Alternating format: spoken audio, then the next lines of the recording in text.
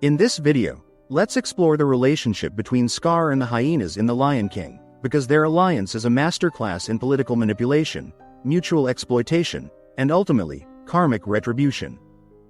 First of all, Scar and the hyenas never truly respected each other. Their bond was strictly transactional, meaning both sides were working together because they each wanted something from the other. Scar wanted muscle, numbers, and political assassins, and he used the hyenas to do his dirty work so that his own hands could remain clean.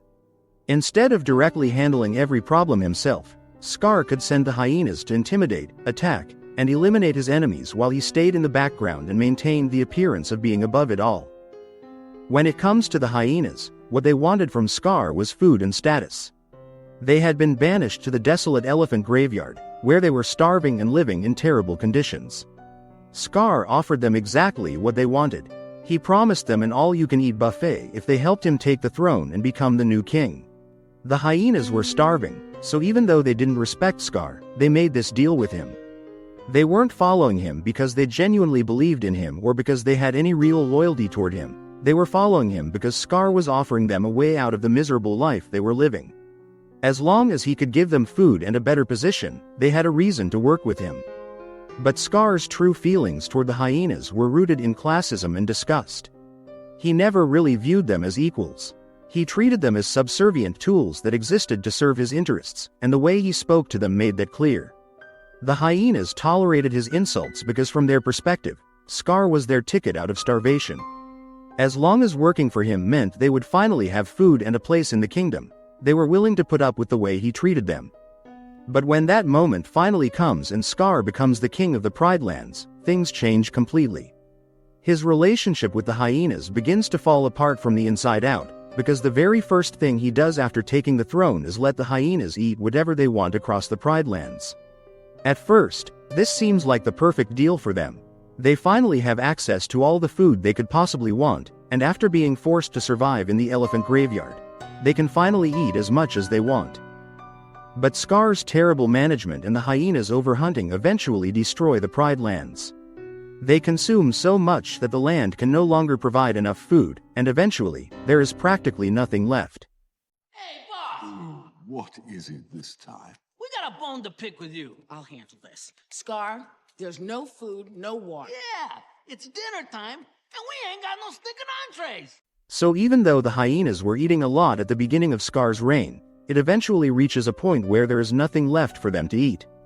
The hyenas find themselves just as hungry under Scar's rule as they were when they lived in the elephant graveyard. And all of this happens before Simba returns.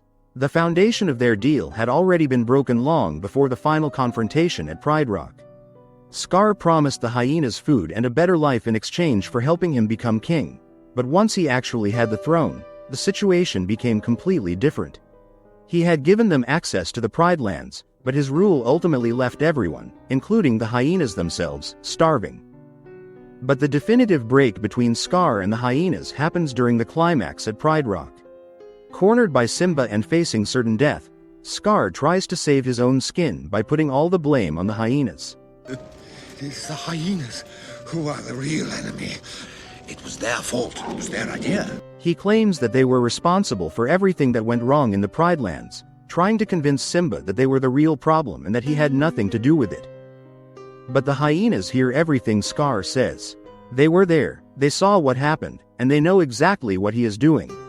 Scar is trying to sacrifice them to save himself, and that makes them furious. The alliance that had already been falling apart completely collapses in that moment.